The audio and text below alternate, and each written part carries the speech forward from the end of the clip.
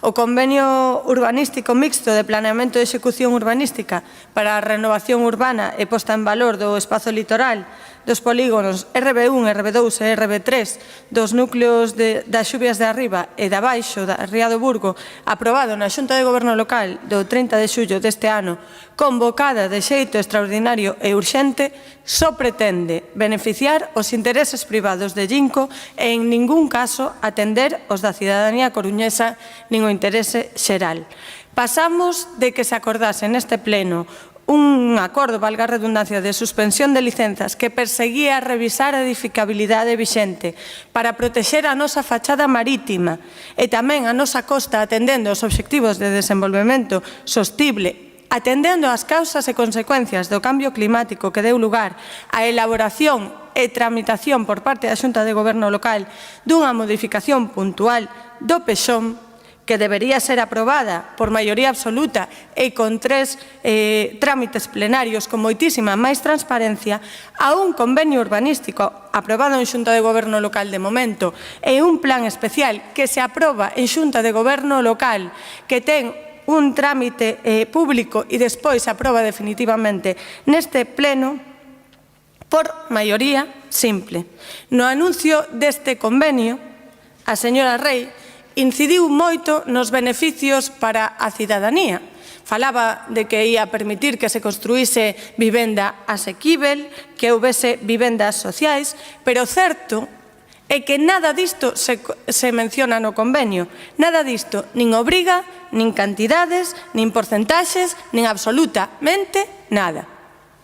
E este non é a única cuestión na que o goberno da señora Rei nos quere tomar o pelo en canto das xubias, senón que pretenden confundir a cidadanía vestindo todo como unha operación super sustentável, dicindo que o plan especial vai respectar os obxectivos do borrador da modificación puntual do PEXOM, que aínda non se aprobou nin inicialmente.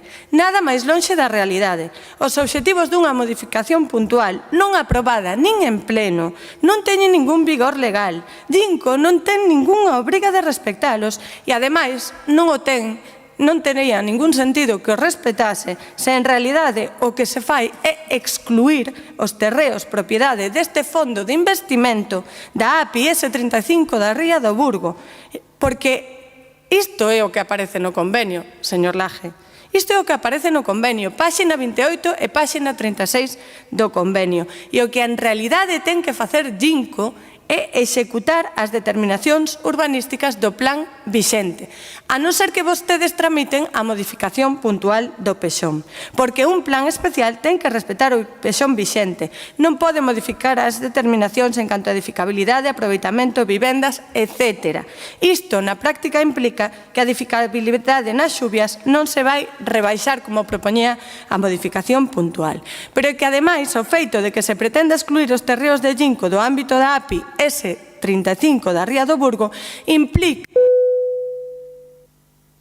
implica unha renuncia, de facto, a deseñar de xeito global a fachada marítima desde a Ponte Pasaxe até a praia de Oza. Ou sexa, o goberno local renuncia a ser goberno e a deseñar desde o interese público o urbanismo da nosa cidade.